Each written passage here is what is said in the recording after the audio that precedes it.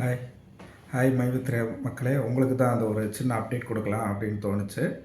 இது மைவித்ரிக்கு எதிராக இருக்கிறவங்களுக்கு கிடையாது இந்த வீடியோ. மைவித்ரிக்கு ஆதரவாக இருக்கிறவங்களுக்கான வீடியோஸ். என்னென்னா உங்களுக்கு 2 அப்டேட் கொடுக்கலாம் அப்படின்னு தோணுச்சு. 2 அப்டேட்டில் என்னென்னா, ஃபஸ்ட் அப்டேட் வந்து சக்தி ஆனந்தன், டேரக்டர் சக்தி ஆனந்தனுக்கான பெயில் ரிலாக்ஸேஷன் என்னாச்சு. இன்னொன்று 71 டேரக்டர்ஸ் இருக்காங்கல்ல, பேனல்ஸ் டேரக்டர்ஸ்லாம் இருக்காங்க, அவங்களோட பெயிலுக்கு என்னாச்சு, ஆன்டிசிபேட்டரி பெயிலாக என்னாச்சு அப்படின்னு சொல்லி இந்த 2 அப்டேட்டும் கொடுக்கலாம் அப்படின்ட்டு இருக்கேன்.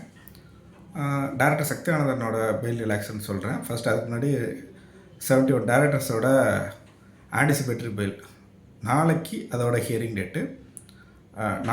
Hearing date Chennai city civil கோர்ட்டில் தான் நடக்குது. யார் அதை விசாரிக்கிறாருன்னா, ஹானரபிள் ஜஸ்டிஸ் தனபால் அவர் தான் விசாரிக்கிறாரு. ஐயா தனபால் தலைமையில் தான் நாளைக்கு நடக்குது. ஐட்டம் நம்பர் வந்ததுக்கப்புறம் நான் ஐட்டம் நம்பர் எத்தனை நம்பர்ன்றதோட சொல்கிறேன். இன்றைக்கி ஈவினிங் தெரியும்னு நினைக்கிறேன் ஐட்டம் நம்பரு. ஸோ நாளைக்கு ஆன்டிசிபேட்டரி பெயில் மோஸ்ட்லி கிடைக்கிறதுக்கு தான் பாசிபிலிட்டிஸ் இருக்குது. ஏன்னா கேஸ் வந்து ரொம்ப ஸ்லோவாக தான் போய்ட்டுருக்கு, எதுவும் ரொம்ப ஃபாஸ்ட்டாலாம் இல்லை. மைவித்ரி ஆர்ட்ஸ் மெம்பர்ஸ் எல்லாம் ரொம்ப எதிர்பார்க்குறாங்க சீக்கிரமாக முடித்து நமக்கு பணம் வந்துடாதா அப்படின்னு. பட் ரொம்ப ஸ்லோவாக போகுது கேஸு.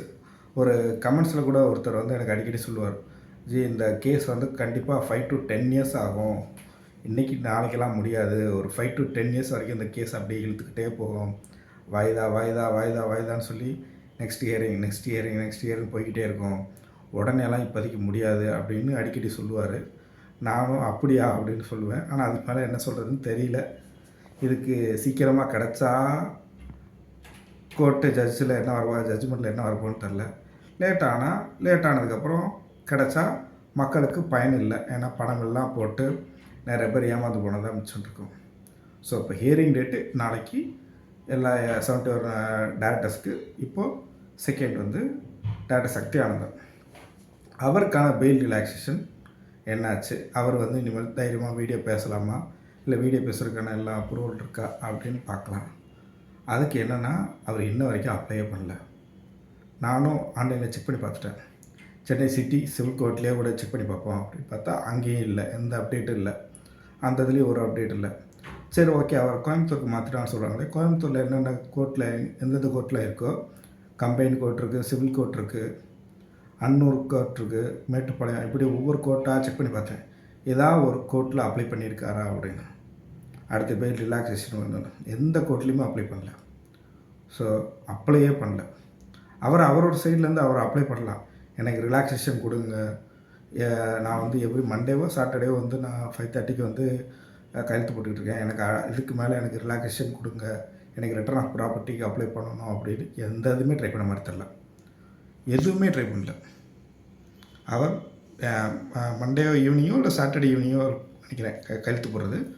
ஸோ கையெழுத்து மட்டும் நான் போட்டுக்கிட்டு இருக்கேன்னு சொல்லிட்டு அவர் சைட்லேருந்து அவ்வளோதான், இதுக்கு மேலே எந்த அப்டேட்டும் கிடையாது அப்படின்ருக்கு. ஸோ ஒரு அப்டேட்டும் கிடையாது. ரிலாக்ஸேஷனுக்கு இன்ன வரைக்கும் அப்ளையே பண்ணல. ஃபஸ்ட்டு அப்ளை பண்ணால் தான் கிடைக்கும். ஸோ இங்கே ஒரு பக்கம் இது இப்படி ஓடிக்கிட்டு இருக்கு. இப்படியே போனால் பணம் ரொம்ப சீக்கிரமாக கிடைக்குன்ற நம்பிக்கை எனக்கு இல்லை. இது போக இப்போ ரீசெண்டாக நான் விஜய் கிருத்திக் ப்ரோ சேனலில் பார்த்துக்கிட்டு இருந்தேன், லைவ் பார்த்துக்கிட்டு இருந்தேன். அப்போது அசோக் ஸ்ரீநிதி சொல்லிக்கிட்டு இருந்தார், இது மாதிரி விஜய் டாக்டர் சக்தி ஆனந்தன் வந்து கெடா விட்டு விருந்து வச்சார் அப்படின்னு. இதை கேட்கும்போது ரொம்ப ஷாக்கிங்காக இருந்துச்சு. எனக்கு கெடா விட்டு விருந்தா, இங்கே அவன் படுற கஷ்டத்தை பார்த்தா துணியக்கான ஓடுற அளவுக்கு ஓடிக்கிட்டு இருக்காங்க. எனக்கு இப்போ ரீசெண்டாக கூட ஒரு நியூஸ் வந்துச்சு, ஸ்டோரி, சிவகாசியில் ஒருத்தர் கடை வச்சு அந்த கடை என்ன ஆச்சுன்ற நியூஸ் வந்துச்சு எனக்கு. அதை பற்றி நான் டீட்டெயிலாக சொல்கிறேன். இந்தளவுக்கு கஷ்டப்பட்டுக்கிட்டு இருக்காங்க, இவர் கெடா விட்டு வச்சுருக்காரு அப்படின்ற போது எனக்கு ஷாக்கிங்காக இருந்துச்சு. ஸோ கெடா விட்டு வந்து ஏதோ ஒன்று நேர்ந்து அதை நிறைவேறி சந்தோஷத்தில் இப்போ கொண்டாடினா தான் வைப்பாங்க. மோஸ்ட்லி அப்படி தான் வைப்பாங்க. ஒரு நேர்த்திக்கடை நேர்ந்துருப்பாங்க, அது நல்லபடியாக நிறைவேறினோடனே ஐயா அவனை கெடா விட்டுறியா அப்படின்னு. இப்போது நேர்த்திக்கடன் நேர்ந்து சந்தோஷமாக கெடா வெட்டியிருக்காருன்னா ஏதோ ஒரு நல்லது அவருக்கு நடந்திருக்கணும். அவருக்கு டைரக்டர் சக்தி ஆனந்தனுக்கு ஏதோ ஒரு நல்லது நடந்ததுனால தான் அவர் கெடா விட்டு வைக்கிறாரு போல். இந்த நியூஸ் சொன்னது வந்து விஜய் ஹிருத்திக் ப்ரோ சேனலில் விஜய் ஹிருத்திக்கும் அசோக் ஸ்ரீநிதியும் தான் சொன்னாங்க இந்த நியூஸ். அந்த சேனலில் தான் லைவ் வீடியோவில் நான் பார்த்தேன். ஸோ இப்படி போய்கிட்டு இருக்கு. ஸோ இப்போதைக்கு பணம் கிடைக்கிற மாதிரி தெரில. அப்டேட்டு நெக்ஸ்ட்டு ஹியரிங் டேட்டு நாளைக்கு தான்.